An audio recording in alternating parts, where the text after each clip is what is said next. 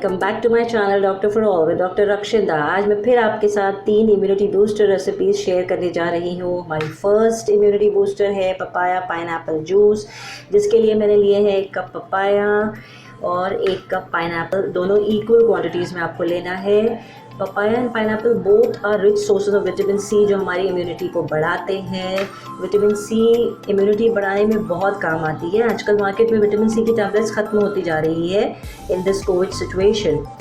दोनों में बहुत सारा फाइबर होता है, विटामिन ए भी होता है, एंटीऑक्सीडेंट्स और एंटी कैंसरस। थोड़ी सी मैंने ली है शुगर और मैंने 1 पिंच जिंजर का भी छोटा सा लिया है, क्योंकि किसी किसी को पाइनएप्पल से थोड़ा सा इरिटेशन हो जाता है। पपाया एंड पाइनएप्पल दोनों इक्वल क्वांटिटीज़ में आप लीजिए। शुगर के बजाय आप थोड़ा सा हनी भी ले सकते हैं या मेपल सिरप भी डाल सकते हैं, या विदाउट शुगर एंड हनी भी प्रिपेयर कर सकते हैं अगर टोटली हेल्दी बनाना है तो। छोटा सा 1 पीस जिंजर नहीं डालना है, ऑप्शनल है, आप नहीं डालिए, but ginger is good. Throat के इरिटेशन को कम करेगा, डाइजेशन के लिए भी बहुत अच्छा रहता है, कोलेस्ट्रॉल को भी हमारे कम करता है।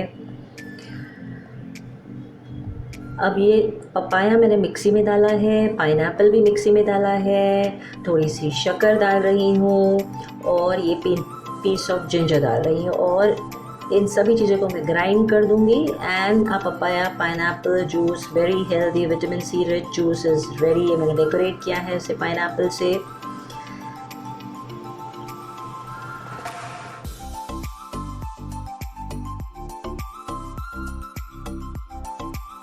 आज की मेरी दूसरी इम्यूनिटी बूस्टर रेसिपी है लहसुनी पालक की खिचड़ी, जिसके लिए ली हूँ मैंने एक बोल में इक्वल क्वांटिटीज़ ऑफ राइस, आप कोई सा भी राइस ले सकते हैं, एंड येलो मूंग दाल, दोनों को इक्वल क्वांटिटीज़ में ली हूँ। और मैंने धो के उसको वॉश करके पानी में भिगा के रखी हूँ, सोक करके रखी हूँ for half an hour. Yellow moong dal is a good source of protein और ईजिली डाइजेस्टिबल भी होती है। कोविड के सिचुएशन में if you are suffering from Covid, you can have this khichdi. It is very light और ईजिली हज़म भी हो जाती है। एक बोल में मैंने एक पालक को ब्लैंच किया था। ब्लैंच करना यानी गर्म पानी में 1 मिनट के लिए डालना है उसे और निकाल लेना है। फिर उस पर ठंडा पानी डालना है और इसको ग्राइंड कर लेना है मिक्सी में। इस तरह पालक की प्योरी प्रिपेयर हो जाती है।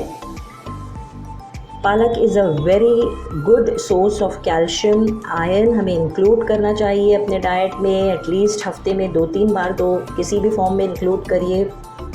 नेचुरल ग्रीन कलर है, देखिए इसमें कुछ आर्टिफिशियल कलर डालने की ज़रूरत भी नहीं पड़ी है हमें।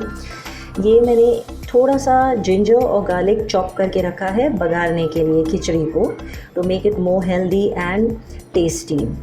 जिंजर गार्लिक भी हमें इंक्लूड करना चाहिए अपने डाइट में। गार्लिक इम्यूनिटी को बढ़ाता है। 1 chopped onion is very good. हर चीज़ में हमें कोशिश करना चाहिए इंक्लूड करें। और ये टेम्परिंग के लिए, बघार के लिए मैंने ली है 2 red chillies, dry red chilli, और 3-4 लहसुन की कलियाँ जो मैंने बारीक काट ली हैं, और ये लेमन। अब मैं मूंग की दाल और चावल को पानी में डाल के कुकर में कुक करने जा रही हूँ, प्रेशर कुक करने जा रही हूँ। मैंने 3 विसल्स ले लिए हैं। थोड़ी खिचड़ी सॉफ्ट ही रहना चाहिए। ये वेसल में मैंने 2 टीस्पून ऑफ घी लिया है। घी में ज़्यादा अच्छी लगती है khichdi as compare to tel, and ghee is good for health. घी थोड़ा सा गर्म हो जाए, वेट करिए। उसके बाद ये जो मैंने लहसुन और गार्लिक, जिंजर गार्लिक चॉप किया है, उसे मैं डाल रही हूँ और थोड़ा सा उसे सौते करेंगे ताकि उसका कच्चापन निकल जाए। बहुत ज़्यादा हमें नहीं पकाना है, नहीं तो सारा उसका न्यूट्रिशन गार्लिक का मर जाता है। थोड़ी देर वेट करेंगे। उसके बाद वो जो चॉप किए हुए अनियंस थे वो हमें डालेंगे। उसे भी हमें थोड़ी देर तक, अनियन को जो मैंने फाइनली चॉप किया था उसे थोड़ी देर तक सौते करना है ताकि उसका कच्चापन निकल जाए, रॉनेस जो है वो चली जाए। थोड़ी देर के लिए मैं भून रही हूँ। उसके बाद जो मैंने पालक की प्योरी बनाई थी वो मैंने डाल दी है इस तेल में, जिसमें अनियन था, लहसुन था और गार्लिक था। ये पालक की प्योरे को हम थोड़ी देर तक भून लेंगे।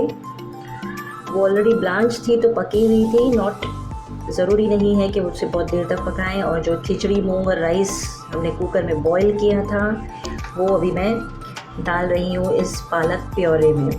खिचड़ी थोड़ी सी नरम और मैश रहे तो ज़्यादा अच्छी रहती है। थोड़ी सी वेट लूज कंसिस्टेंसी होना चाहिए, ड्राई नहीं होना चाहिए। 1-2 सेकंड के लिए आप इसे पका लें। आप चाहें तो इसमें थोड़ा सा पानी डाल सकते हैं अगर उसे आप थोड़ा लूज़ रखना चाहते हैं तो। अब मैं उसके लिए बघार बना रही हूँ। एक छोटा सा पैन लिया है, उसमें मैंने 1 टीस्पून घी डाला है। घी थोड़ी देर मेल्ट हो जाए, गरम हो जा रहा है, उसके बाद मैं इसमें डालने वाली हूँ वो सूखी लाल मिर्च जो मैंने आपको शुरू में बताया था, और बारीक कटा हुआ लहसुन या चॉप्ड गार्लिक।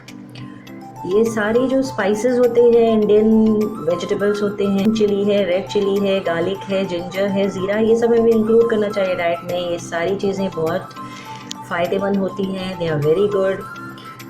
सब में डिफरेंट टाइप्स के विटामिन्स होते हैं। दिस टेम्परिंग प्रोसेस जो इंडियन कुकिंग में होता है, that is also very good. इससे सारे ऑयल्स रिलीज़ होते हैं, काफ़ी हेल्दी होता है। एंड ये थोड़ा सा जब गार्लिक बर्न हो जाए, थोड़ा सा ब्राउनिश हो जाएगा, रेड चिली भी थोड़ी पक जाएगी, तो ये बघार मैं अपनी खिचड़ी पे डाल दूँगी।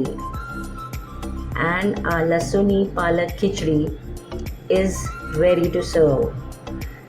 शुरू में भी बहुत सारा लहसुन है एंड बघार में भी बहुत सारा लहसुन है, और very yummy, very colourful, healthy. मैं ऊपर से vitamin C rich lemon juice squeeze कर रही हूँ। थर्ड इम्यूनो बूस्टिंग रेसिपी है 6 सीड्स माउथ फ्रेशनर या डाइजेस्टिव, जिसके लिए हैं मैंने 6 डिफरेंट टाइप्स ऑफ सीड्स। ये है वाइट सेसमी सीड या तिल जिसे कहते हैं, ये है फ्लैक्स सीड्स, अलसी जिसे कहते हैं। अलसी is a good source of omega 3 fatty acids, lot of fibre. ये है पम्पकिन सीड्स। पम्पकिन सीड्स में बहुत सारा जिंक होता है, that is very good for increasing our immunity. ये तीनों सीड्स हमें इंक्लूड करना चाहिए अपने डाइट में। दिस इज़ फेनल सीड्स या सौंफ। Saunf is very good as we all know for digestion, mouth freshener बहुत अच्छा होता है। ये है ब्लैक सेसमी या तिल, ब्लैक तिल, काला तिल जिसे कहते हैं। इसमें भी बहुत सारा कैल्शियम होता है, बोन्स को, बोन हेल्थ को हमारी बढ़ाता है या स्ट्रॉन्ग करता है। बच्चों को हमें देना चाहिए किसी न किसी फॉर्म में। ये है मगज़ के सीड्स या मेलन सीड्स। मेलन सीड्स कहा जाता है कि ब्रेन को भी हमारे स्ट्रॉन्ग कहता है। वो वर्ड मगज़ से समझ में आता है, magaz is also brain and it contains a lot of fibre. Constipation के लिए भी अच्छा होता है। All these 6 seeds they help in increasing our immunity. Nuts and seeds are good, they contain lot of zinc. ये है हाफ लेमन।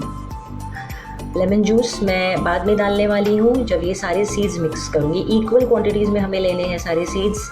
तो मैं 2 टीस्पून ऑफ वाइट सेसमी, फिर 2 teaspoon of flax seeds, 2 teaspoon of pumpkin seeds, 2 teaspoon of fennel seeds या सौंफ, 2 teaspoon काला तिल या ब्लैक सेसमी ले रही हूँ, और 2 टीस्पून मगज़ या मेलन सीड्स ले रही हूँ। आप इसमें से कुछ भी कम ज़्यादा अपने हिसाब से, जो आपको पसंद नहीं हो उसे कम कर दीजिए, बट इंक्लूड करिए सारी चीज़ों को, इट्स वेरी गुड।